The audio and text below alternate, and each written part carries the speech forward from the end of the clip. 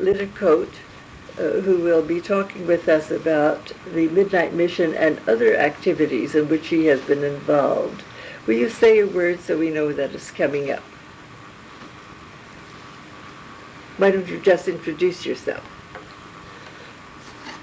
Well, I was born in Denver, July 21st, 1907. But I have lived in Southern California all of my life because my parents, in those days it was important where you were born. You weren't born in flats. You weren't born in hospitals, so it was proper to be born in their home. So they had a home in Denver, so my mother went there for the birth, and then I came back. But my father... You were actually born in Denver? Yes. Mm-hmm. But that's all. They brought me back. Okay, let's stop here and make sure that our mission... All right, we're functioning again. My father was born in Hale, Cornwall, England. And his father had a friend who went to America in search of gold. And he wrote to him and said, you should come, maybe you'll find a gold mine in Central City, Colorado. Now you say he was born in Italy, but his name is not Italian. He was born in England. Oh, in England. I didn't get that right. Hale, Cornwall, England. Yes, okay. And so his father went to Central City and he struck gold. So he sent for his family, my father, his brother, 2 sisters, and his mother, and they settled in this mining town of Central City. It was a city of poor miners, and there was a lot of poverty. Many people survived on wild game and wild berries. And the Indians were trying to make it so uncomfortable that the white man would leave. Custer's last stand wasn't far from this location. And the Indians were on the warpath all the time. They'd set fires to the houses, the barns, they'd steal their horses, they'd steal most everything. And then at night they'd ride their horses, many of them, and loud, making as much noise as they could so the people couldn't sleep. They were determined that the white man would leave. Well, my father became very concerned about the poverty because he saw many children weren't getting enough to eat. So one day when he was around 8 years old, he went to the little church. Nobody was there. And he went up to the altar and knelt down and prayed. He said, if I prosper, I promise that I will feed the hungry. He felt so responsible for that. And then in later years, his mother told me that he was always mindful of the poor children. And when they served, he had a pail which had a lid to it. He kept it on the sideboard next to the kitchen table. And when he would be served what his meal would be, he would take half of it and put it in the pail to share with a boy that he knew didn't have enough to eat. And he was the same way about his clothing. He would share everything. He had that feeling about the poor. Did he have brothers or sisters? He had a brother and 2 sisters. The brother, well, he became, as his father was mining, and the mine caved in and killed him. He's buried up on top of the hill overlooking the mining town, which is with other pioneers. And I see the Historical Society keeps up the cemetery. because it's become quite a place for people to go and for historical reasons. So my father was only 14 years old when his father was killed in the mine, so he had to drop out of school. And But was he the oldest of the children? yeah, so he had to support the family. And then he was a volunteer fireman, and that's before they used horses. Men would run with the fire equipment, and he found that he could run very fast. So those were the days where there was much interest in foot racing. That was the trend. So he entered contests and he won races internationally. And but he decided that since the town was, he thought it was a Wild West town and there wasn't much future for a young man, that he would move the family to Denver. So he did, and he went into the wholesale produce business, and he keeps seeing things coming in from California. He thought, I wonder if I could get in the shipping business if I'd go out to California. Well, he just married my mother. That was in 1899. And they bought a home in Denver.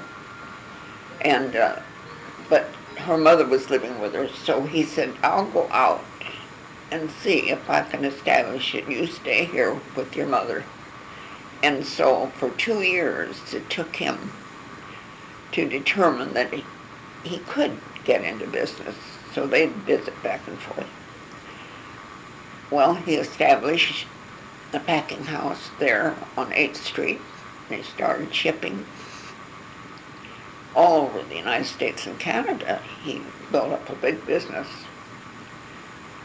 This was then the wholesale food market. Yes. At 8th and San Julian. Yes, that's where it is too. So this Dr. Yoakum, who had this accident in Denver, in those days they had the feeling if you go to sunny California, you'll regain your health. And many people were doing that. So he decided he would do that. So he's down to 100 pounds. He came, and his health improved. He bought a ranch house out close to South Pasadena. And of course my father knew him in Denver, so they went out. And one night when he and his family were having dinner, there was a knock at the door. And he went, and it was a man, he was coughing. He said, could I have a slice of bread? He said, I haven't eaten for 3 days. Could I? Well, he said, surely, come in. Sit down at the table, a chair, our supper. So he did. And then he gave that man work. He gave him a bed to sleep in, and he worked around the place. And he thought, I should do that. My health has improved, and I should do something for God, for poor people. So another knock on the door, and many knocks on the door. And that was the day where we had a lot of consumption, TB as they call it today. And there wasn't any place where they could go. So he put up tents. They're supposed to be cold, cold air then. He put up these tents, and many consumptives came. Where was this located? This was at the edge of South Pasadena. It was called the Garbanza Tract. Oh, Garbanza, yes. But it was called Piscahome. He named it Piscahome. But he was taking in all kinds of people with all kinds of problems because nobody was doing. So my father, having known him in Denver, he he saw that he was only serving, all he could afford to serve that many people was bread and beans. So my father started sending some of the vegetables, that he was shipping. And some that was a little bit too ripe to ship, he would take them out there. And I was a little girl, and I was getting interested. That's where I really got interested. I would push the wheelchairs. I would take things to the consumptive people. I would play with orphans. And I became very active in that. And it was when I was 7 years old, I knew exactly what I wanted to do in my life. And that was to help people. And I stayed with it to this day. And that inspired my father greatly to see how somebody could think of others to that extent, to share what they had.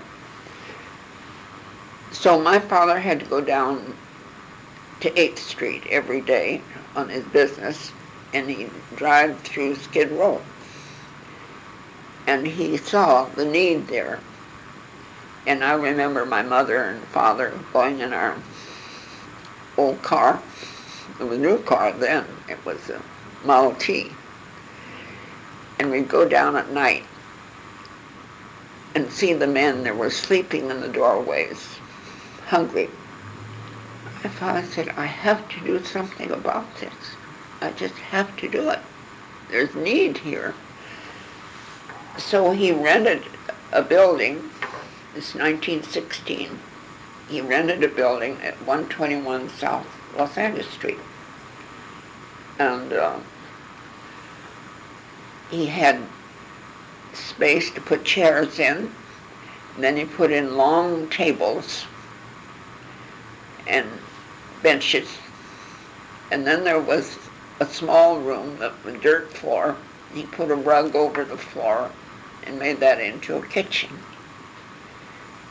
So what he did, he would... Let's pause a minute.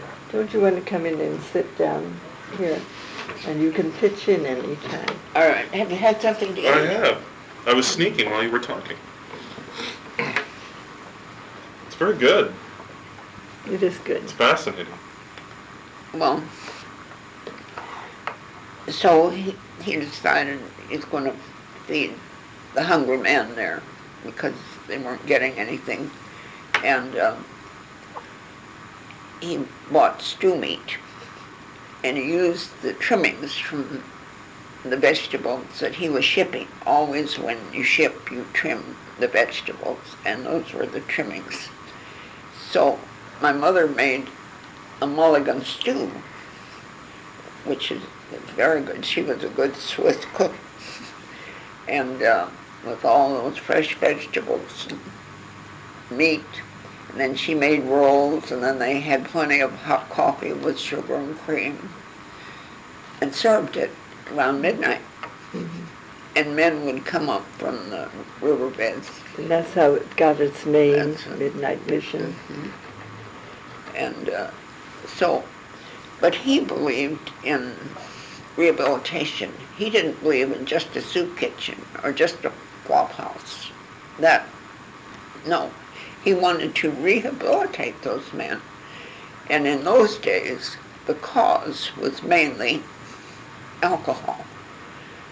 Many of these men had families, but they were going to the saloons in their towns, and they were drinking too much, and they would lose their jobs, and then they'd hop a freight and come to Los Angeles, where it was warm. Mm-hmm.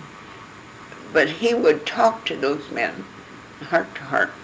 He was not a minister, but layman, as he said, but he felt that if he could rehabilitate them, get them, ask for a higher power to help them, get them out of their drunken stupor, get them rehabilitated, and go home, get their jobs back, be with their families, instead of trying to set them up here in some system. They belonged home. So he sent many. I remember when I was a little girl seeing these boxes stacked in the storeroom there at the mission. And I said, what is in those boxes? And they said it was letters received from families, mothers, wives, sisters, and brothers and fathers, thanking them for sending their father or their son home. You still have those letters? No, I don't. And the mission had them, and they said they had 6,000. Mm. So they were going home. That was a thing that he wanted to get, not to set them up away from their families, but to return home sober. But that was the problem then. Well, for many years he did that. And he didn't receive a salary. He didn't pay any salaries. He used these men that were down and out to do the work in the mission. No salaries were paid. And then how did he pay for the food and the shelter and so forth? Out of his pocket? Out of his pocket. Mm-hmm. You know, in those days, it's a different generation. Nobody will understand what I'm saying. But it came from the heart. They saw need, and it was out of their concern. They became concerned that something should be done. Somebody should do it, and they didn't have public funds then. Mm-hmm. That's right. But when the Depression came, the scene changed, as you know. You know what happened during the Depression? So many people lost their employment. And so they had to look for where there was employment. And the only place they could find it was in social work. Mm-hmm. So what did they do? They had no background for it, no feel for it. Maybe they'd go to university for a year and get some credentials, maybe 1 year, and would had no trouble in finding work in social work. Mm-hmm. But they brought that into social work, which is different from the way it was before. Yes. And but we had a social work or welfare revolution because they turned away from rehabilitation to relief because there was such a need for food and housing that's what happened. Mm-hmm. So the rehabilitation wasn't emphasized. I don't know. But during I recently did a study for the city of Los Angeles of its own archives about what they had done to meet human needs since the city started in 1850. And I was very interested when I came to the 30s to have these minutes approving paying a flat sum to Midnight Mission to take in the homeless men. And they paid for a number of years $25,000 a year. I'm sure, and the city council was sure, that there were many more men than You that don't know what 25,000 year covered. that was, because that was after my father left. Yes, that was in 1932 until about right after the war. I know. But that's what was happening, and that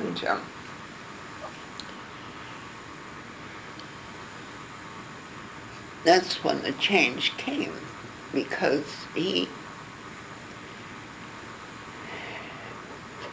was just a welfare revolution. Mm-hmm. Money was relief, and there were people on the board of the mission that wanted to see that happen, and then it was that was when Clara Baldwin Stocker died, and she left $150,000 to the mission, which my father couldn't believe Must have it. been a fortune. Couldn't believe it. Well, Mr. Harry Chandler, who was a close friend of my father's, called him up and congratulated him. He said, "I see you've been left $150,000. So then Mr. Chandler called him back a second time, and he said, "I want to say this to you. You've taken care of the mission all these years out of your pocket. You haven't asked for anything. You've taken care of it yourself. But now," and nobody bothered you, "but now, since money's coming in, your troubles will begin." And how right he was. How right he was. So this politician, he was chairman of the state Republican committee from up in the Bay Area, came to Los Angeles, and he wanted to run for office. And he, I don't know how he arranged it, but he had a huge mansion there in Hancock Park, one man. Many sitting rooms, many bedrooms, beautifully furnished. He invited my father and me to dinner. He had a housekeeper who served us. And then he had a chauffeur. I said to my father, "I don't understand this. Where's he getting his money?" He found out it was just a front. But he wanted to become effective in the mission work so that he wanted to run for office and that the public would know about him. And what was his name?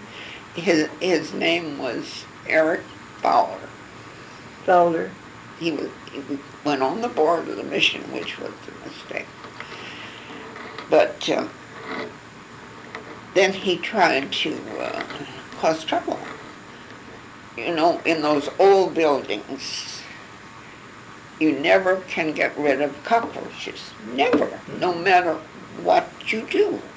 The Mayor Gordon has he calls it the pantry there at First Street, eating place. And he's been closed down twice because of cockroaches. So he decided he would take care of it. So he spent about $100,000 putting in all stainless steel, everything stainless steel. And yet it was closed down again for cockroaches. You can't beat it. He'll always have cockroaches because that building is 75 years old and those cockroaches come out of the walls. They come out of the walls. And the mission building was very old, very old. So there were some, but my father was fumigating. I said to him, "Pimp, do we have to smell that all the time?" But you just couldn't stay ahead. So this man that was trying to make a place for himself, my father had a call from him. He said, "I wish you'd come down. The mayor's here and all the heads of the department, sanitation and health and everything." My father got down there and he said it looked like 100 people there. And so they went all through and inspected everything, and the mayor said, they asked him, "What do you think, Mayor?" "Well, I say 90% to Brother Tom and 10% to you." You know, the officials from the health department, sanitation, everything.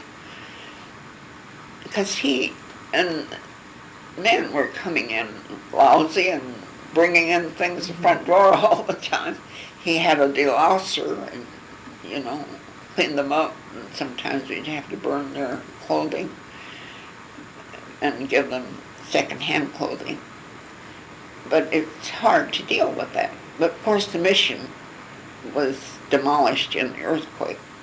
And they had to put up a new building, so they don't have that problem now. But so it's old buildings. Which earthquake was that, 34? Which earthquake? 90, it was in the 90s, I've forgotten. When the Northridge? It was, that hospital out in the valley was destroyed. Oh, all of you. Yes, that one was 1987. 1987. The first building had a dirt floor, didn't it, in the kitchen?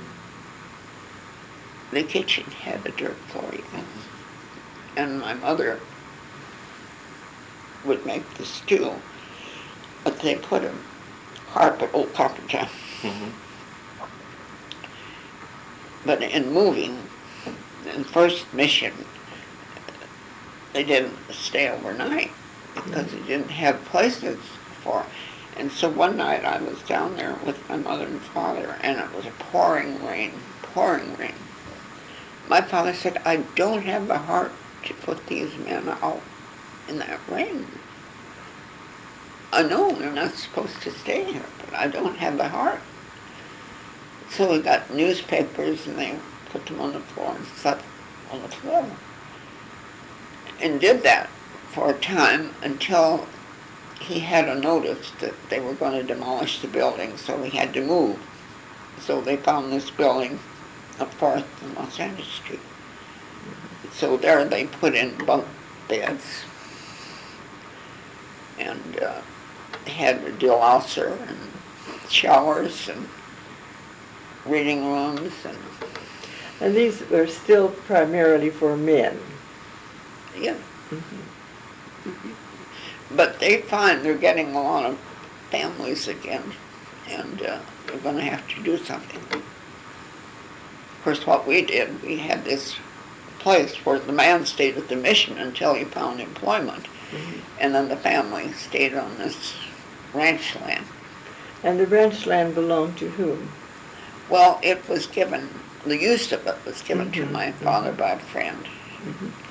So your father supported that as well as the mission? Yes, he did. And then they grew vegetables. His plan, his long-term plan, was to get an educational farm where he would send men out to this farm and learn farming. And he said, you know, many of these men, they're handicapped in applying themselves to work. And he said if I could send that kind mainly out to the farm and have them produce vegetables and dairy products for the mission, for the jails, for a county hospital,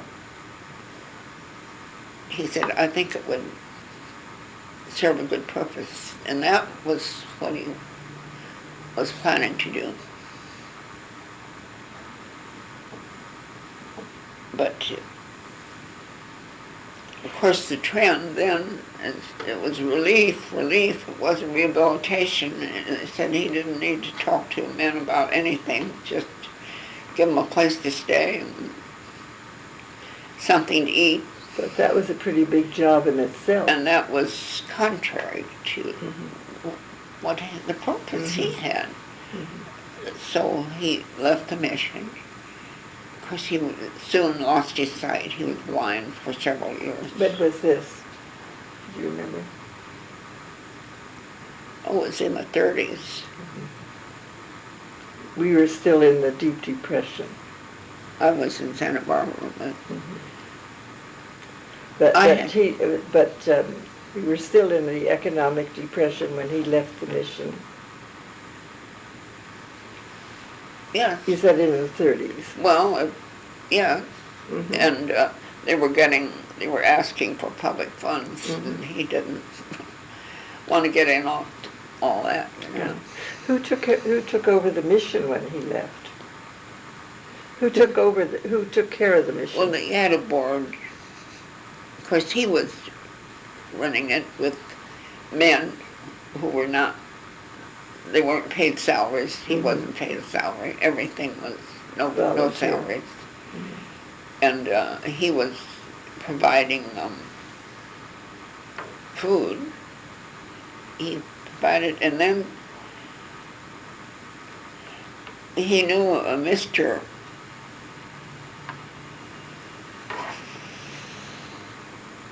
You showed his picture there. He Hopkins? he had a famous restaurant place, Was it Mr. Popper? Herbert's. Herbert's? Mr. Herbert. He had, and they called it Herbert's Restaurant. Oh, first class. He knew my father for many years, and then he came, he'd asked my father and me, he knew I didn't have a mother, and it'd be nice to invite us for dinner.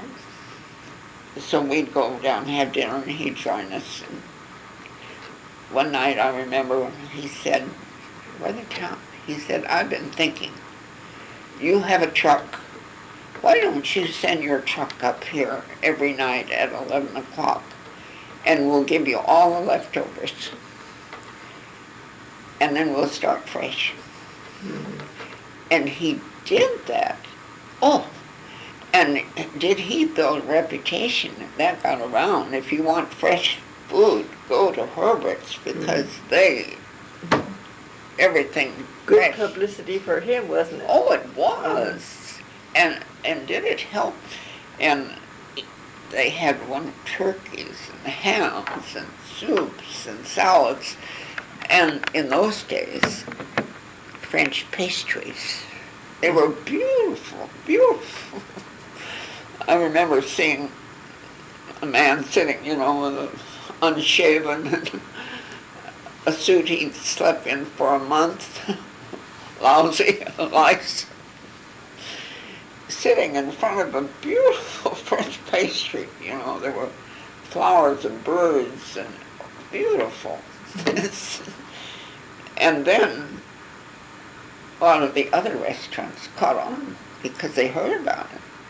And they'd say, send your truck for the town and we'll give you all the leftovers. Mm-hmm. So that truck was going around the city every night. And people that would have entertained, like clubs and places, they'd always call and send the leftovers down. And we knew what they did. They made more than they knew they would need because they wanted to send it to a good place. So that was a big help, good response. But he was very modest. Nobody knew who was running the mission for about 8 years. It was anonymously done. You couldn't do it these days. But anyway, he did. The way they found out, there were some men that were on the loose here that were wanted by the police. And so what the police did, they went all over the city, wherever there was men, they would take them in, So they came to the mission. And it was then when they first found out that he was supporting that mission himself. Mm-hmm. Nobody knew anything about it. Well, that was quite a responsibility to take on. Yeah. Mm-hmm. Mm-hmm. But it's something he did himself, but it grew to the place where. And then when Mrs. Stalker left that money, the board of the mission, they were all businessmen. I think that's maybe where a mistake was made, because he shouldn't have had all businessmen. He was a businessman, so he thought they would do right. But they heard through attorneys that other people were leaving this money in their estates to the mission, and became greatly excited about it. We can build something here different. Won't be like the old mission. We'll have our own, Mm-hmm. So that took place. But So your father left really because it was a divergence, so they were at odds philosophically too, right? That's right.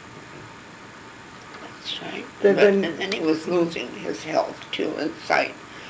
He had diabetes, and he was totally blind for several years. I gave up my position in Santa Barbara to come home to take care of him. Then when he was no longer able to supervise the mission, this board of directors took it over? Yes, they directed it. But everybody gets a salary now. Yes. And your father had no further contact with them? He had, Did your father continue with them, even though? no, no. He, I was in Santa Barbara with the county welfare department, and he'd come up and spend time with me, and then I had to go to make a study for the American Public Welfare Association. I made a study for them. I went to Norway, Sweden, and Denmark, and made a study, low-cost housing. We haven't even started to talk about it here, but those countries are far ahead of us. So I went and made the study, and they had a elaborate plan. They built houses out in the rural areas, big lots where they had trees, fruit. This is Who was this that was doing it? well, I made the study for the American Public Welfare For American Association Public Welfare. on low-cost housing, because they thought the time had come that this country needed to have a plan. When was this, do you recall? 1938. Oh, just before the Public Housing Authority was established. Yeah. And so they'd show me these homes. They had a barn for a cow, chickens, fruit trees, and a lot of space to plant vegetable gardens. Nice. Way out, you know. They'd take me around and see them. And then they had housing in town, too. Some housing, not much. But anyway, they were emphasizing that. And before I left, I said, I'd like to ask you one question. Why are so many of those houses vacant? Well, they said they don't prefer that way of life. I said, what do they want? They said they want to live in an apartment where the mother can leave her children in the nursery and have a job. That's the way of life they want. So I reported that at this meeting of the American Public Welfare in Washington, and Eleanor Roosevelt was there. And she came up to me and she said, you know, what you said just changed our thinking on public housing in the United States.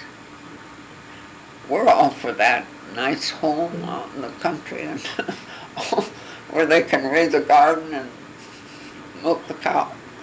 But that isn't what they want. Who built these houses? The public welfare, and this was in Norway, Sweden, and Denmark. Oh, not here. It was public, no. Oh, I just went there to make a study. Missing something. I made a study. Oh, They never the study did it. was not here. The They study never was did it here. There. Okay. As Eleanor Roosevelt said to me that night when I reported, she said, you just changed the thinking of, because it wouldn't have worked here. No. So, but, and my father was with me. That was after he left the mission, and he was going to, his doctor wanted him to take the waters there in Prague, Carlsbad, Prague. And it's when Hitler was here. So. Have you maintained any contact with the Midnight Mission since then? Yeah. They called me to come to their, they had an affair at the Biltmore Hotel down in the Bowl. I would have gone, but my legs were 94 years old. I was afraid to do it. But I don't know. It's a different. Everybody's on salary, and it's a different age. It's a different generation. Yes, It's and they nothing like it started out to be. Yes, because it's no individual that's supporting them now. It's, And now it's a place to sleep. It's a place to eat. That's period. No rehabilitation. Now let's back up and talk about your life. You said where you were born. You said some of the things that you thought about when you were 7 years old. That's right. A lot of people say, how could you know what you want to do when you're 7? Well, I'm the example because I knew what I wanted to do when I was 7. I took sociology. Went into the School of Social Work at SC. I went to Santa Barbara during the Depression for 10 But years. in between, you were doing something else. What were you doing before you went into the School of Social Work? What were you doing before you went into the School of Social Work? Well, I was in school. I was in high school. And I was going down to the And you mission. went directly on to college. Yes, I went directly from high school to SC. And, of course, I was working in the mission, working with the home that my father had for That's what I wanted wives to know. and children. So I always remained in social work. I have to this very day. And but the Depression came, and Santa Barbara was a very difficult place because. How did you happen to go to Santa Barbara? Well, I took my field when I was a student at SC. I took my field work in Red Cross, and Mrs. Jackson was a case supervisor. And she knew somebody in Santa Barbara in the welfare department, Miss Brownlee. They said, we need a trained social worker here because there's nobody in the community that has that training. And we just have to have it. We have nobody, and just the one. Don't you know, haven't you had students that you could recommend? Oh, she said, yes, I have the cream of the crop. So she said they would like to see you. So I said, well, I'm in the midst of getting my master's, and I'd like to finish getting my master's. Well, the Depression hit, and so they called Dr. Bogartis, said, I think she should take a leave because we need somebody up here so bad, and she meets the requirements, and I think she'll handle it. Oh, but it is, you're interfering with her educational background. Oh. Well, anyway, he finally relented and said, well, go up there for a year, and then come back and finish your master's. So it was a most difficult political situation there. That was the Public Welfare Department? Yes, county welfare in the courthouse. But the political situation was so. This Miss Brownlee, who was the head of it, she was it because the department hadn't developed yet. Was that a Rita Brownlee? You know Alita Brownlee? Oh, yes. You do? She was with Red Cross many years. Yes. She's certainly not living now, is she? No, she died. She went up 20 north. years ago. And you knew Alita Brownlee? Yes, I did. Oh, We for were good heaven's friends. sakes. How did you know her? Well, when she left Santa Barbara, she went to the State Department of Social Welfare, and I was a regional director, and we began to have contacts, and then we became personal friends. Oh, for And heaven's she sake. and my husband did a lot of work together. Oh, I was so anxious to hear this Mm-hmm. because I wondered, I never heard. Well, she finally retired to a beach town north of San Francisco. Isn't that interesting? Not A lady- Solano, that's in the south. I can't think of its name. Began with an S. And she lived there for the rest of her life. Mm-hmm. To old age? I think she must have been about 70. 70. Mm-hmm. Never married. No. Uh-huh. Oh, I'm so glad to hear, because I've often thought of her and wondered. Mm-hmm. I felt sorry.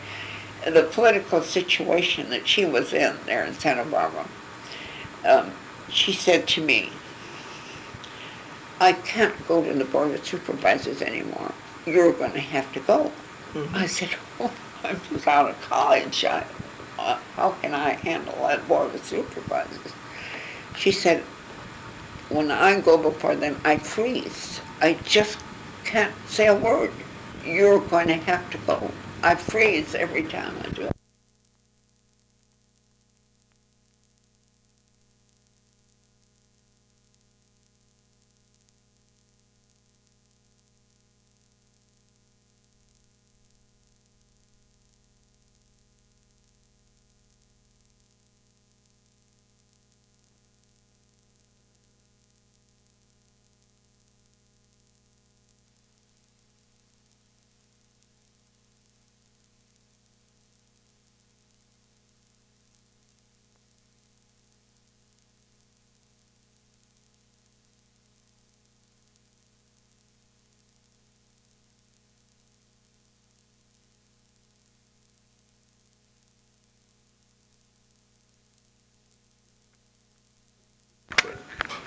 There you Yes. go. Great. You have a magic touch.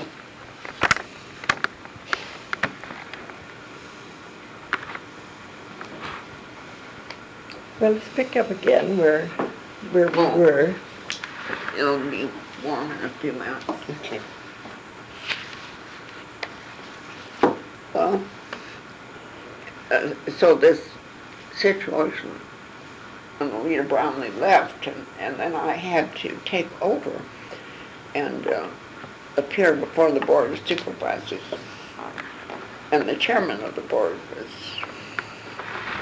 unrealistic about what was happening to families in the depression was getting deeper and deeper, and it was something that Santa Barbara never had to deal with before. Mm-hmm. And so I would go before them, and I said, their families, they've been evicted, their furniture is out on the sidewalk, they're sleeping in the beds on the sidewalk, they have no food. We have to do something. What can they do? Tell them to eat grass. So that was what I was up against. No. So little by little, I said, I'd like to have a case committee appointed. Members, taxpayers. And every Tuesday morning I met with them and I would take the case files, discuss the cases, and little by little they realized that there was need and that the public should do something about it. And then little by little that got through to the chairman of the Board of Supervisors, especially when I pointed out that the state was appropriating some money. Of course, I believed in people working for what they received, but of course the demand was so great you couldn't do that. But we set up work projects in Santa Barbara, like cleanup and building swimming pools, building recreation facilities, planting palm trees down on the front of Cabrillo Boulevard. Also building schools. We did just a lot of things. And Harry Hopkins in Washington, you know how what an influence he was on Franklin Roosevelt. He heard about it, and so he sent his friend Ray Brannion. I don't know if you remember Ray Brannion. Alida Brownlee was very close to him. But sent him out to Santa Barbara to see what we were doing. So we went back to Franklin Roosevelt. Why don't you have that Miss Liddecoat, he called me, come back to Washington? I think we can use her to kind of set up a work program. Oh, Ray Brannion said she's too young. I was 25 years old, just out of college. So I didn't go, but Franklin Roosevelt remembered it because when they appropriated funds for children, he said, you're going to get the first appropriation and you're going to set up a model for the rest. Mm-hmm. So he did that. But we went all through those WPA days. Then you were in Santa Barbara. How long were you in Santa Barbara? 10 years. How many? 10. 10 years. So you were there I went while there for George one- Nickel was in Kern County doing the same thing. Yeah. Yeah. Mr. Heck in Ventura County and just Max Shotland. You remember Max Shotland? Oh, yes, he was a good friend. The first oral history I did was with him. Oh, yeah. My first oral history interview Really? was with Charles Shotland. Oh, my goodness. You know, he wanted me to head the Jewish welfare. Mm-hmm. But I said, listen, you know, I'm not a Jew. He said, I know it. Doesn't matter. That's why I want you. Yeah. But he did. He made great contributions. Yes, he did. Oh, yeah, yeah. Mm-hmm. Those days, my goodness. Those were very, very difficult days, but somehow we got through them. Mm-hmm. And of course, social welfare has gone through many changes. Yes. Many changes. I can't imagine school today, how it is. Well, Who enrolls in the School of Social Welfare today? who goes? Oh, It appeals to, they want to go into social work. it appeals to people who want to help other people. That's what you have to have. Yes, that's And we essential. didn't have that during the Depression. No. You see, people lost their jobs and then they went and took a year's training in social work and they got positions in social work that never should have been there. Mm-hmm. But that happened as a result of the Depression. But I wonder today, I'm glad to know that there are people that have feeling. Oh, It's yes, not and just they- an occupation or a paying job. They have more than that. Mm-hmm. They want to help people. Oh, yes, I think that's Oh. an essential qualification for admission Oh, to the that's- school, is wanting to help people. That's good. Mm-hmm. That's good. Then what did you do after you left Santa Barbara? You said you were there 10 years. Uh-huh. Well, my father lost his sight. He was totally blind. Mhm. He had diabetes. And I couldn't, it's my responsibility, and I wanted to do what I could for him because he had lived such a wonderful life, selfless life. And so I took a leave of absence from Santa Barbara to come down to be with him in his home. He's blind, but he could see us, he knew how to get around, and then I would drive him in the car. So that was, he died in 42,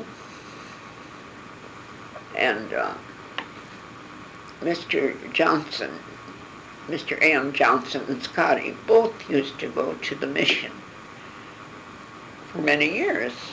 Scotty would come to town and he'd go in there and he'd talk to the fellas and he'd say they're down on their luck and I'd like to cheer them up.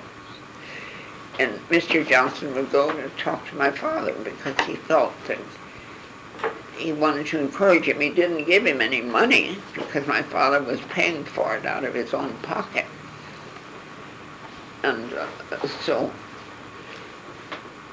that is what Mr. Golis published him. He published that, and I think that's an excellent photograph of Scotty and Mr. Johnson. It's at the It's a castle. great picture. That's my favorite of them. So Mr. Johnson would come and visit with him, my father. So he'd say, my father was still in business. He was shipping, mission at night and business during the day. And no mother, no wife. But he would say, when you come to Chicago, I want you to stay at our home. And they had a beautiful white marble home there in Chicago because he was president of the company. Can you say the date on that? It's about the building he owned there in Chicago. I just wondered, that's historic. It's this building, I think on LaSalle, isn't it? Yes. Mhm. In Chicago, he owned that building, and it was life insurance company. So we would go. This Is was there an any album. date that this No. was published? It doesn't say, but it looks just as electricity was coming in. Just when electricity was coming in. Looks like 19... Are those pictures identified? Some are. Most of them aren't. It's just Mr. Johnson's, looks like his office building and work going on. Does it It's got- show him? I think so. It's embossed with his name on it, so it's something obviously prepared for him as a memento. So, But Mr. Johnson was, I'll show you the picture. is it And the, we bet, I want to get something when he's 7 years old. He and his father were on a train, asleep in a berth. And a mule was on the track. It was a 1-gauge. And they stopped the train because the mule was on the track. And the brakeman didn't take his light far enough back to stop another train that was coming, a 2-gauge. And that train went right into the 1-gauge. His father was killed. Many people were killed. And Mr. Johnson's back was broken. In those days, they didn't know how to set backs. And he was in the hospital. This was taken, he was in the hospital a year and a half. They went there and dressed him. I said to him, how did you feel that day? He was 27 years old, his nurse and his wife. He could hardly stand. He had been in bed a year and a half with that broken back in the hospital. And they didn't have physical therapy then as they have now. They didn't set the back. Mm-hmm. So he was crippled the rest of his life. But there he was, 27 years old. He said, I've been in bed a year and a half when they propped me up in that suit. My future was gone. He said, nothing couldn't help me. But anyway, he went into the insurance business. He was a trained engineer, but he couldn't do that. So he could sit in a chair and had a terrible walk. He was crippled. But Scotty, Death Valley Scotty came to town and he met him and he said, you ought to come to Death Valley. You'd feel better. Well, he was raised a Quaker, so he had a very special way of living. But he used to get these Wild West magazines and read them. And so when he met Scotty, he was intrigued. So he met Scotty in Death Valley, and he took him on the mules, and they went out for a month riding. And I'm telling you that being out in the dry climate And the motion of the mule did something to his back. Better than a physical therapist. Yeah, right. That's right. I take children now, I have for many years too, where they have the horses, and we put them on the horses, cerebral palsy. And those children that want to get out and run, they feel like they're cured. It does the motion, the warmth of the horse, the motion of the horse does miracles. Well, anyway, it did for Mr. Johnson. He could walk much better, and he just felt wonderful. So then he decided he put up 2 buildings to house. They have to have supplies to be out away for a couple months. So we put up these 2 buildings, concrete buildings, and then he thought, well, if I do something about the architecture and the furnishings, maybe Mrs. Johnson will like to come out. So that was the start of the castle. They never expected anybody to go there to look at it, but they do by the thousands. Oh, yes, they do. But it was just a home out in the desert, and he had the funds. He said, people say to me, well, why do you spend so much money? Well, he said, a lot of men spend it on gambling on horses. I want a home in the desert where I feel that I regain my health. And he had the money then. So while he was building it, he would come to the midnight mission and visit with my father. And then my mother died. He had nobody to leave me with, so he took me out of school, went all over the United States and Canada to the commission houses where he was shipping, And when we'd go to Chicago, we'd stay in the Johnson home. But in one time, I didn't go because the school people got after my father. They said, she has to be in school. You can't take her out of school to travel. Well, he says she's learning geography and, she's not learning fractions. There are a lot of things she's not learning. You have to have her in school.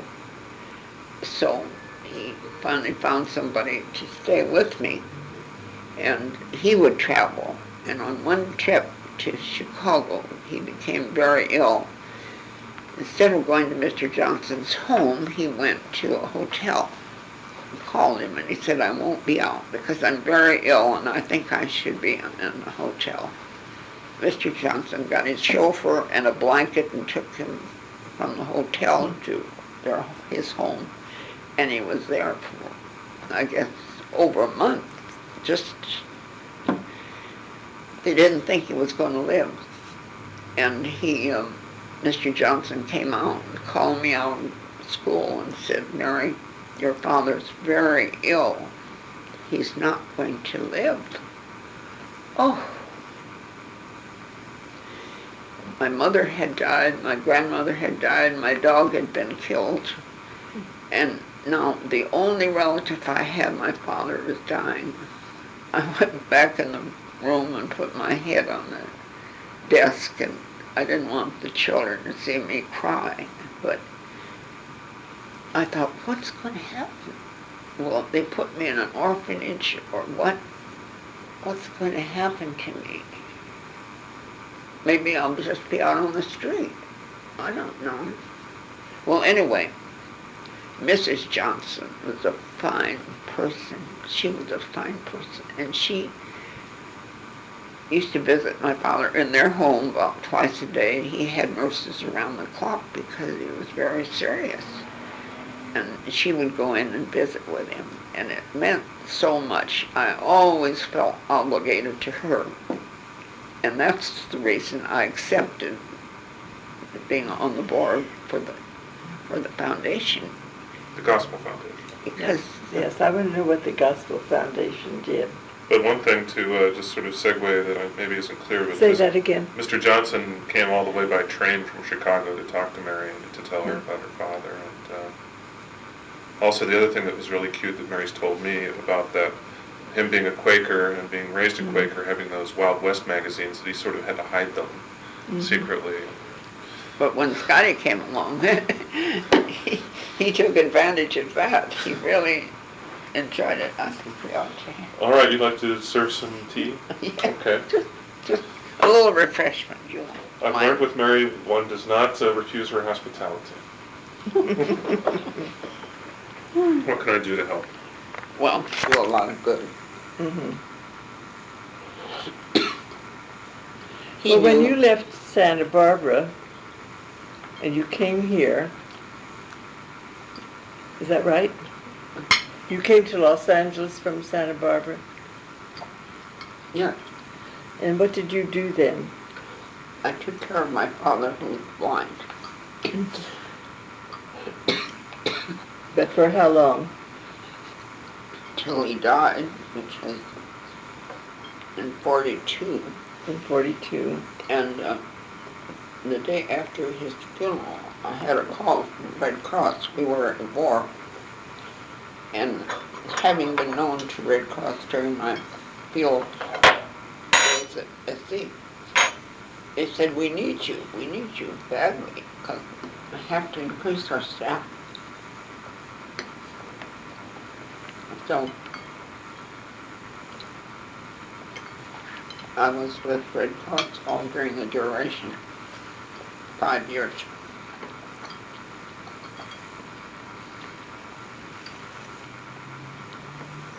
And then Was that the Red Cross in Los Angeles? I was responsible for. I had an executive position in it, How long were you there? 5 years. Is During that the when? duration of the war. Mhm. What was your title? They had a supervisor, chief supervisor. I'm trying to think of the name of the lady that was. Is that when Hazel Craycraft was there? Hazel Craycraft? Oh, yes.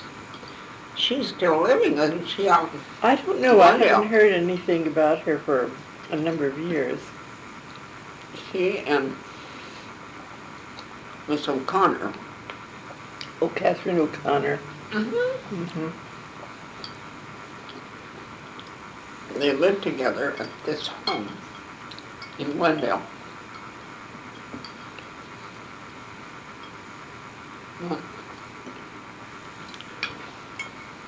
Well, at the end of the war,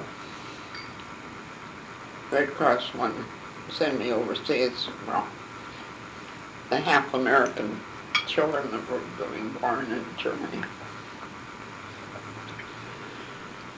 But Mrs.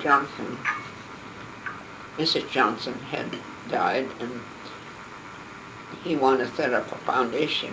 They had an agreement that the one that was left would set up a foundation. So it was time for him to do it. Well, they had one also in Chicago, right, before they Right. moved. But he wanted to set it up in a way that it would be an operation before he died.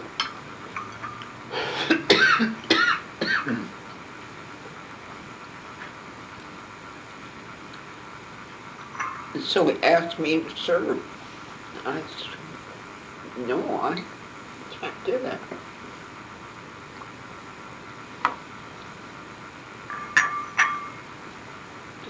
Well, he said,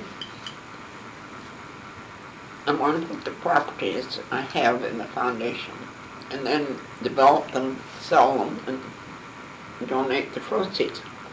What was the purpose of the foundation? What was that? What was the purpose of the foundation? What? The purpose of the Gospel Oh. Foundation. Charitable and Christian, and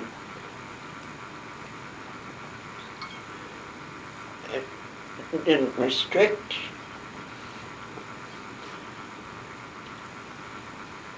but we selected things that Mr. and Mrs. Johnson had been contributing to, and then added many others. We opened storefront youth centers in Southern California and Northern California. And we had counselors go there after school and help children with their homework. I always kept a huge basket of all kinds of apples. And they enjoyed that. They disappeared quickly because most of the youngsters were hungry. But they really enjoyed it. And then they helped them with their schoolwork, and they'd play games, and it kept them off the streets and constructively. And we had places where the boys who had bicycles could come and work on them, and had ping pong and basketball. Where were these located, do you recall? In different parts of the town, wherever we felt there was space and a need, and we got local organizations to sponsor them, so they would continue. I would say over the state we had about 100, and then we sent children to camp. Maybe a total of thousands of children to summer camp and winter camps, and camps that would provide special services like Camp Fox and Catalina for children that were emotionally disturbed. We sent a lot of them. And then we did a lot of things for the physically handicapped. I thought because of Mr. Johnson being physically handicapped that it was in order, and we'd buy buses, small transport buses that down at the airport, the name of that actor down at, they named it for him. Anyway.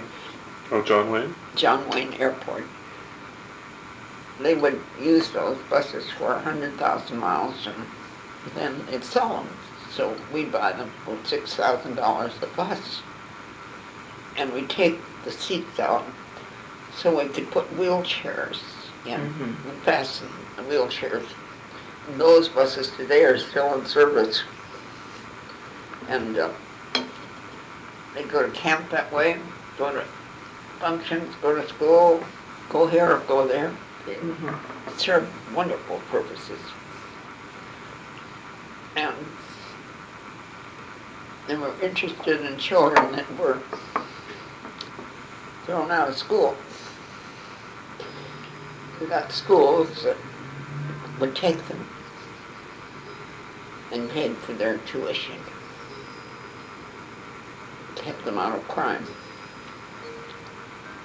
What's always impressed me about some of the things Mary's told me over the years, it seems, is how the Gospel Foundation operated. She very much tried to let Mr. and Mrs. Johnson and what their philosophies were and their activities in their life dictate sort of how things flowed out of the foundation, which I thought was unusual.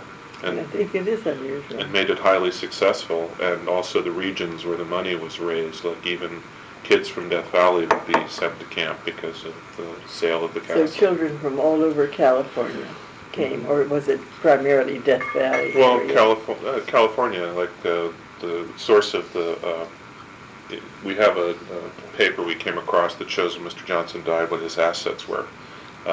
One of the big ones was the ranch up at Walnut Creek, the Penniman Ranch, which was Mrs. Johnson's ancestral home that was developed. And we have a house where a house is historical. They have a plaque on it. And what struck me when I went up there to take a few things up to it's called Shadelands Ranch now, when Mary and Mr. Webb, under the foundation's, tenure, developed it, it's a really spectacular industrial development for its time, because it's got jogging paths, and lots of green belt had been preserved. And then she Okay.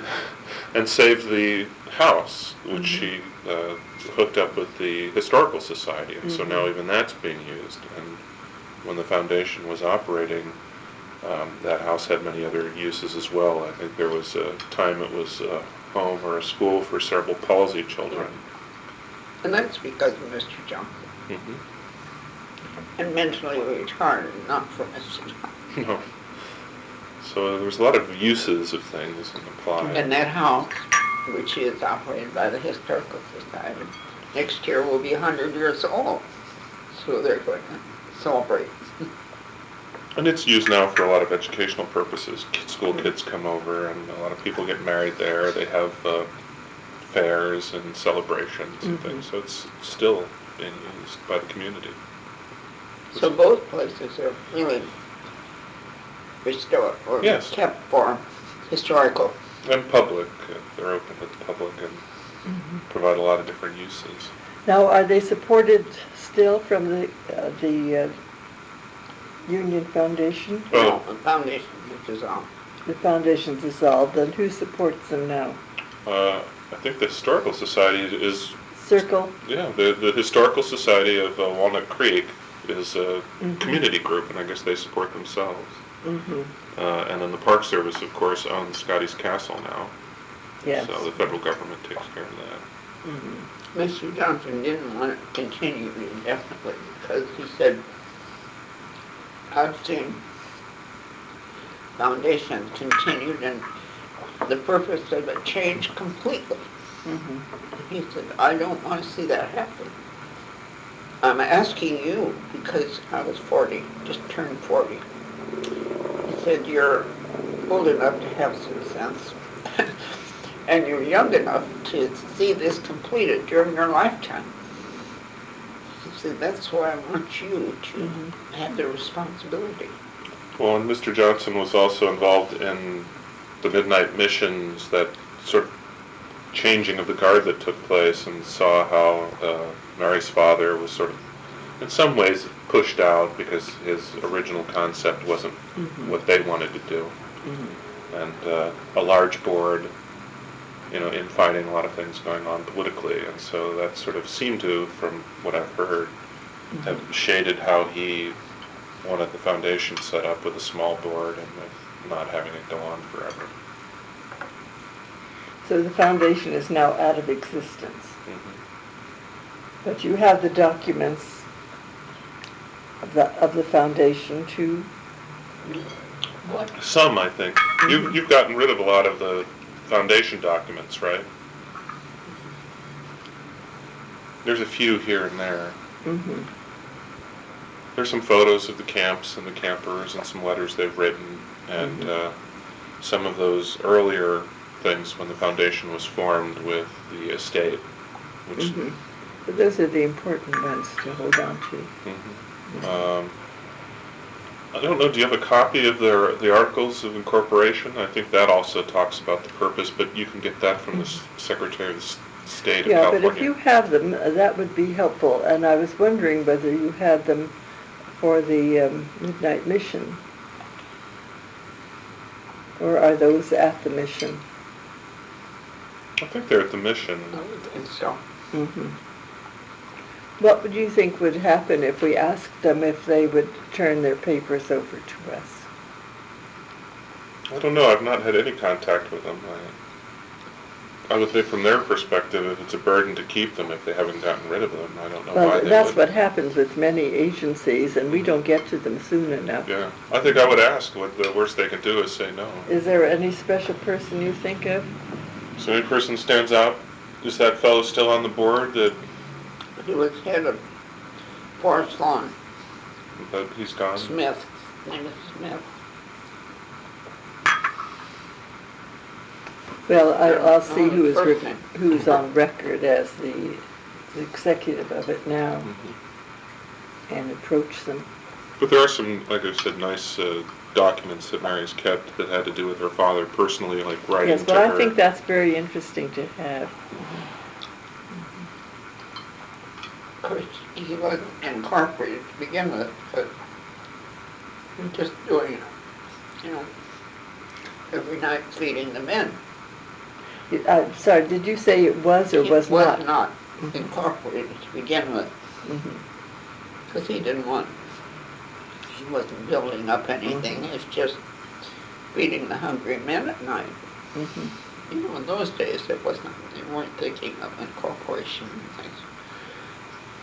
But then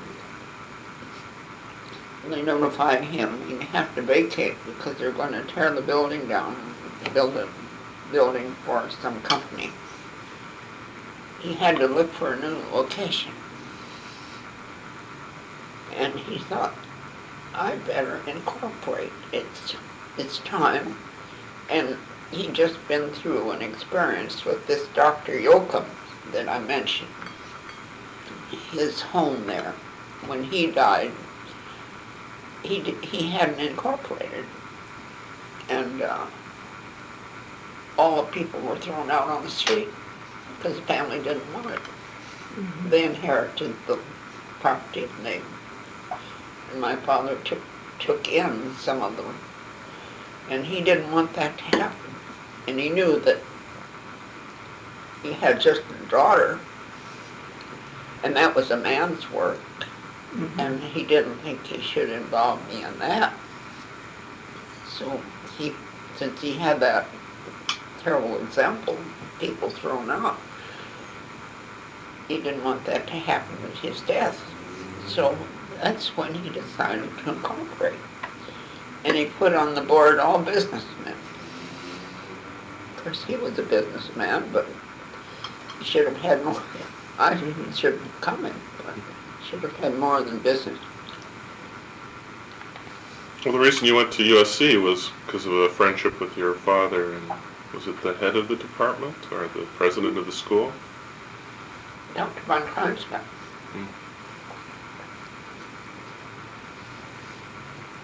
He made that school. He really did. He traveled in foreign countries, you know, made contacts with royalty. I used to have a prince, more princes in class. All over the world. We came and studied.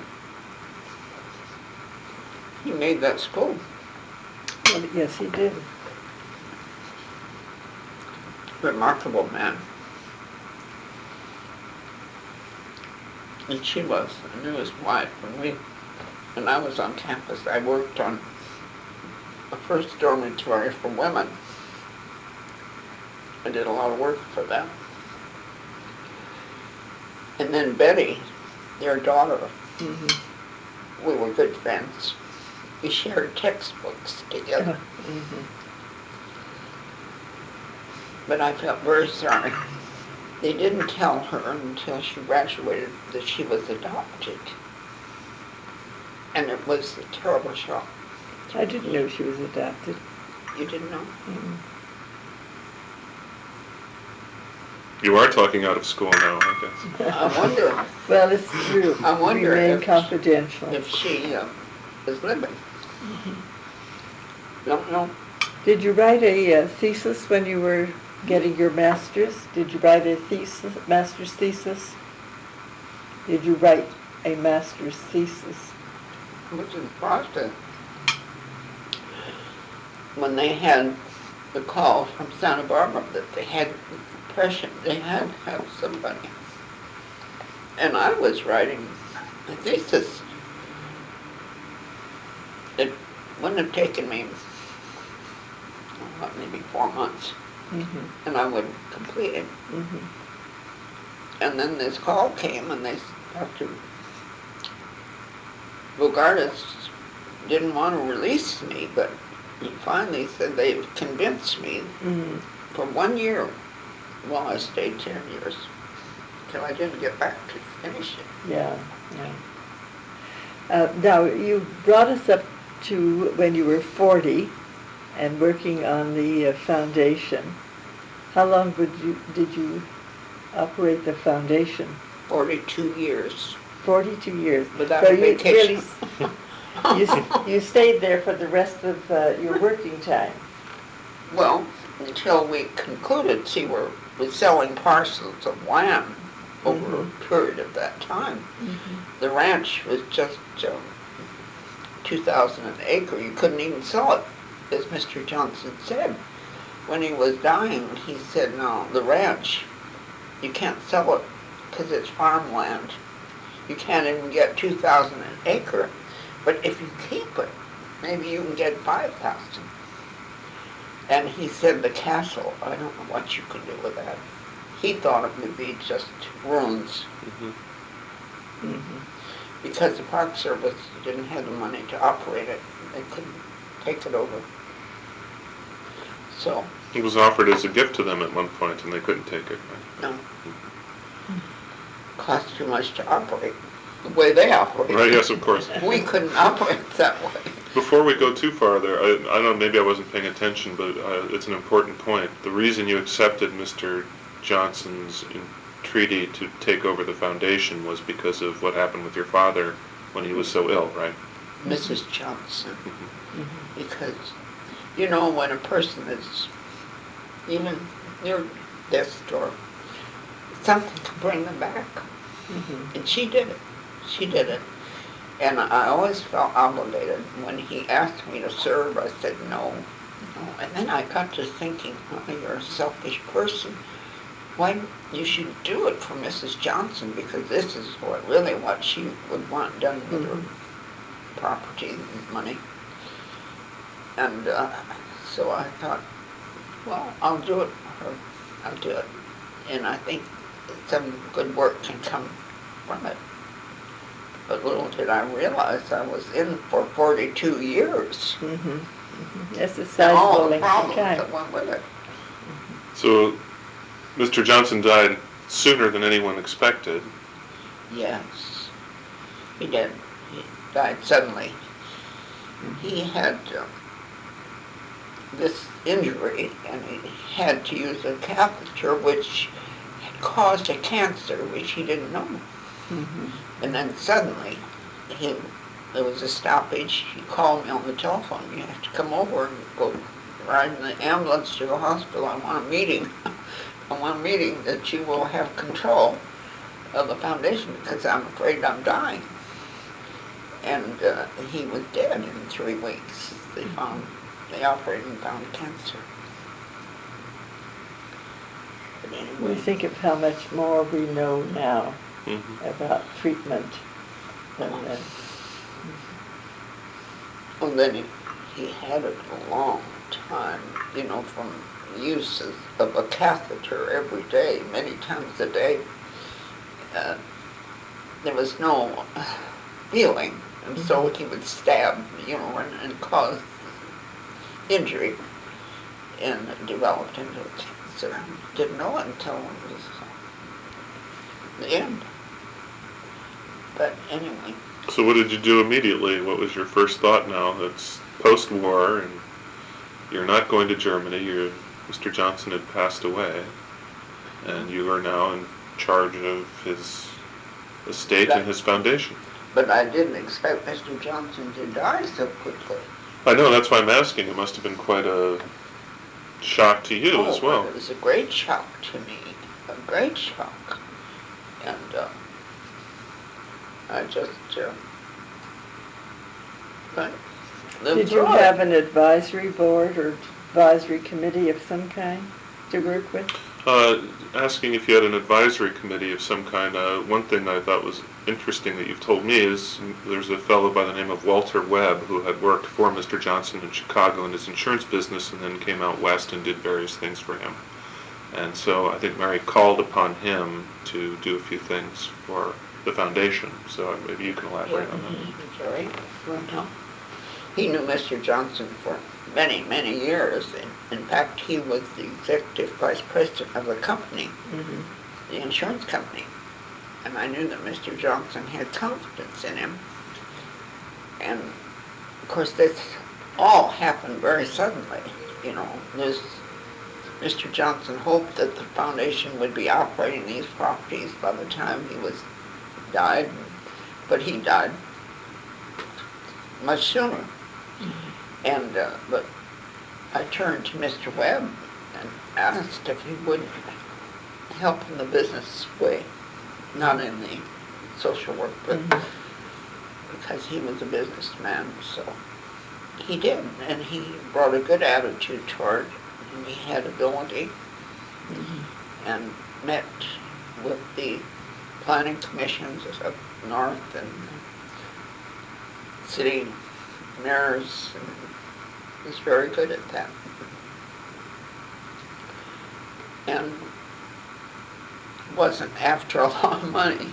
He felt good about Mr. Johnson and what he was doing. So that was a big help to me, because not all people think women have business ability. They're learning, aren't they? You know, sometimes they say, this one man that I had trouble with, he said, women don't have intelligence, but they have intuition. The other thing that's sort of interesting, having known Mary all these years and having various conversations, it seems a lot of those relationships, because of what her father and mother did, always sort of become resources throughout her life. She's quite a network of people. Like when you were developing Shadelands, weren't you talking to a fellow who had something to do with like the Bullocks-Wilshire property? And Yeah, you were right. When she was developing what? the Shadelands Ranch, the Oh. Penniman Ranch up in Walnut Creek. Would you spell that for me? Shadelands? It's Shadelands. Okay. It's quite a part of the community, because it was there and was started out to be a This is it. These But- names don't always but come there up are clearly trees. on the Those are tape. 4,000 walnut trees we had to take care of and harvest. We had a holler right on the property. And we opened up the open land to the community, especially the children, to garden. And it was a big project. Like a community garden? Community garden. I remember this caretaker we had, he said, one night at 9:30, mother and father brought their 9-year-old boy, and they said that he would not go to bed until he had watered his garden. So they went out and watered the garden. But the community, and especially children, took a great interest in it.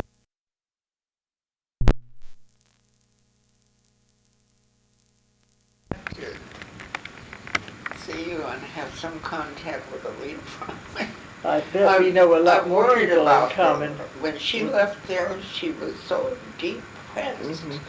I said, it's not your fault. That Leo Prescott, he would freeze anybody. No, I think she got over that, and she really did Oh, some I'm so remarkable glad. things afterwards. And she was where? Where did she went up north? She went up north and she worked for the State Department of Social Welfare. In She Sacramento? was, yes, in Sacramento, and she was a field director for that northern region. I wonder what division she was in. Have you any idea? I'm trying to think. I did know that. Children? You know, It was in the Family and Children's Services, not Oh. just the children's, but you know, but public assistance, public welfare generally. they had divisions. The American Public Welfare Association was backing me. There was an opening coming up. Oh, no, Miss Miss- Pope. Yeah, she was not with American Public Welfare Association. No, but with she the was with the state. California State Yeah, Welfare Department. But the American Public Welfare were backing me to Mm-hmm. be appointed to the head of the Children's Division in Sacramento, under the state. Well, Lucille Kennedy became the director of the Children's Division Children's Division of the state. of the state. Well, then I'm glad she did that. Another link to Mr. Johnson, though, in your time in Santa Barbara, I guess he had oil leases in Santa Maria, was it? So he would pass through and stop to see her standing up to Mr. Presker. I didn't know he was there, but the board meetings were standing room only, people crowding in, Workers' Alliance, as they call them. Oh, the Workers' Alliance. Yes, I remember them very well. She knows what you're They had me locked in my office for 3 nights once because they were making demands that we couldn't meet. I remember them. Oh, and they were communist motivated. I think many of them were. Absolutely. They would come in the offices with their bats, break the furniture, break the jaws of some of the workers. Communists, these communists came in and motivated the local people on public relief. That was quite a time. We haven't repeated it, I'm glad to say. People today don't realize what we went through. Terrible time. But Unbelievable. this fellow Leo Presker, I guess, who was the Board of Supervisors, I guess Mary would have to go and stand up to him, young... In Santa Barbara. In Santa Barbara, and so Mr. Johnson would be standing in the back watching, and that's another thing that impressed him, was that... I didn't know he was there. You would take a stand, and once you did, you wouldn't let go. So he felt that was important. that was important, and that was one of the reasons he asked me to serve. But those were times, very difficult times. Yes, I'm glad to say not had them repeated, but sometimes you wonder whether they will come back. But I'm so glad to know about George Nichols. Oh, George, yes. I'll send you a little book about him. He kept active until the end. Oh, yes. He was born 1906. Yes. I felt so much younger than him. George not only started our archives group, but he remained as president for 10 years, and then I took over. Oh, he did? Yeah, he was president for 10 years. And then he did a lot of things with the legislature. Dr. Bogart's protege. Yes. And George did many things with the legislature, got various programs through that everyone had given up, like the child care centers after World War II. He spearheaded that. And then my husband went into mental health. He was determined that we were going to do something about mental health. And when he needed legislative help, he would turn to George, and George would go see all the assemblymen and so forth. And he did that right up to his death. Yes, he was. He really was a very important figure. Yes. And he stayed with it. Yes, he stayed with it. And was he active his last year? Well, the last year he didn't get around very much. He had Parkinson's. Oh. And while just the tremor was there, he could manage. But then it began to affect his speech. But he would still come to committee meetings, really right up to the very end. And the last couple of days, he could not talk at all, and he was fading very fast. I had gone over to see him, and he died the day after I last saw him. He lived in Arcadia, so... What? He lived in Arcadia for many years. Was she alive then? No, she's still alive. She's in a rest home. And their daughter lives in their house. So. I want to ask you 2 questions. Is there some way that you can identify some of these pictures right on the back of them, what they are? Yes, sure. Because I think that would be very helpful. And the other question I want to ask is whether you would say you told me earlier how you came to know each other. And I'd like you to repeat that for the tape. Oh, well, You do that. You do that. Start with your name. I'd like to hear Mary's Start version with of your that. name. It's Henry Golas, and my wife and I have always loved Death Valley, and in the course of our researching, plus I'm in the movie business, so when I learned of Death Valley Scotty, I thought he'd make an interesting movie. And I heard that Mary was still living, and thought, well, here's somebody who knew Death Valley Scotty. I think I'll try to meet her. And she was very cordial, but of course discouraging about doing anything in the movies. So that sort of set the tone of our relationship. And really just over the years, we've just been good friends and talked a lot about Death Valley and Scotty and the Johnsons and her work. And, part of what I do as a sideline is preserve photographs, which is where you see some of these publications. And it's nothing we make a living on. I just do it to sort of help raise funds for preserving them, because a lot of them are nitrate negatives, and we have them vaulted here in LA in cold storage. And plus I like having them seen again, and we came up with that interpretive back where we talk a little bit about the history of the photograph and the history of the photographer. So most of the images I've been involved with have been the Frasier's photos, who were Pomona photographers, and Stephen Willard, whose work just a year ago was donated to the Palm Springs Museum. And he had a studio in Palm Springs and a studio up in the Mammoth area, and photographed Death Valley quite a bit as well. So it's really this... How did you happen to get in touch with our school? Well, Mary had told me about her exploits there at SC. But it was his idea to get in touch. Well, she was going through her was not papers. mine. Well, I was going through her papers, and I didn't want to... She was talking about, well, maybe you should throw that out, and I thought, well, it seems to me... I'm very grateful that that it seems so to you. Well, it seemed to me that... I'm a low-key person, and I don't like to talk about myself. And but it was his idea. Well, I thought it's a lot of interesting linkages. I mean, here even you have a link to Death Valley. When you look at her family's history and the Johnsons and Death Valley Scotty and the Midnight Mission and the Foundation and all the lives it's touched, I've always thought it's also inspirational. So it's nice, too, for people to come across that there are some selfless people who, some were affluent, some were not, but they all sort of turn their attentions to people who are less fortunate.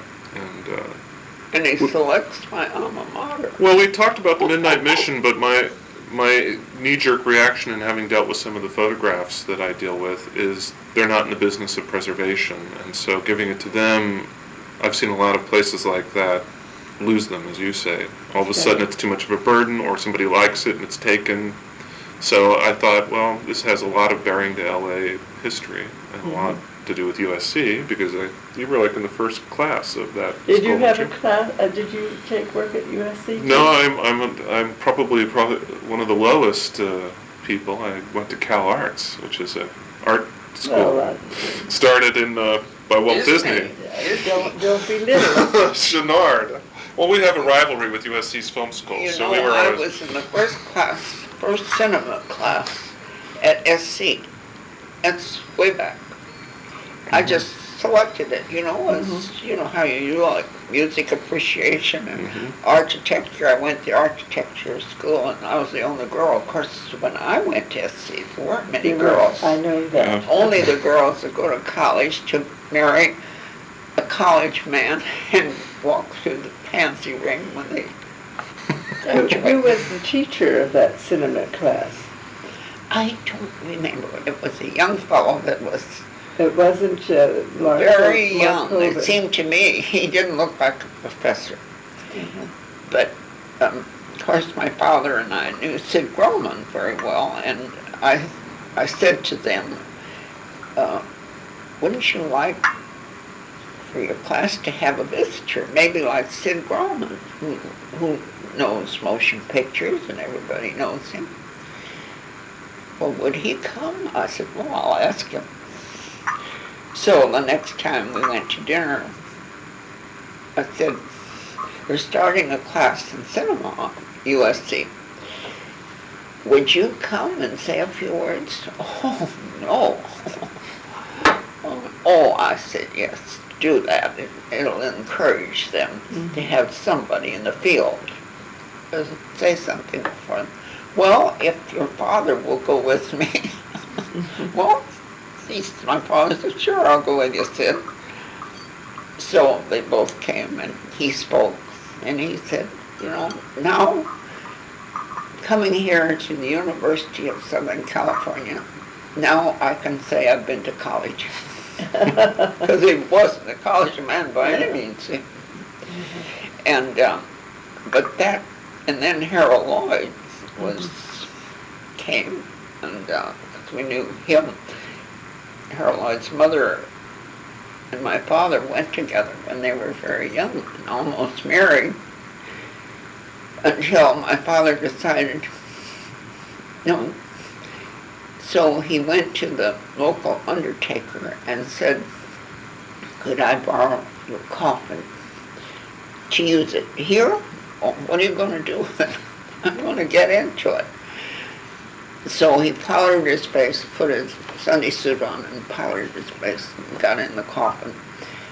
And he sent his to Harold Lloyd's mother, tell her that I have been killed. I'm dead. And then I'm at the mortuary. Because he was trying to get rid of her, you know. He didn't want to go with her anymore. So she came in, oh, Tom. Ooh, she carried on and said a lot of things she regretted saying. And then he sat up in the coffin. And so that broke that up.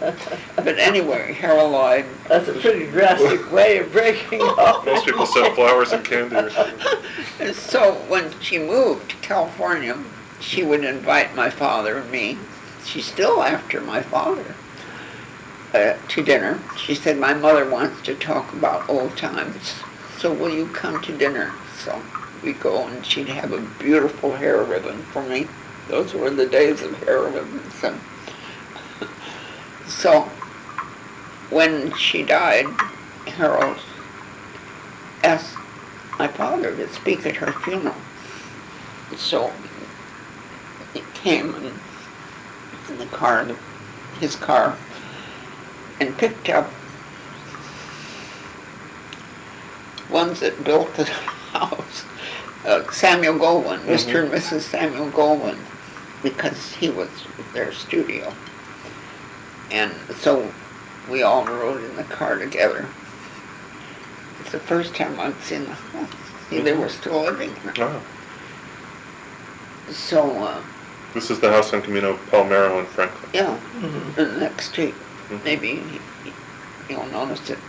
And so Harold said to me at the funeral, he said, you know, Mary, my mother and your father should have married.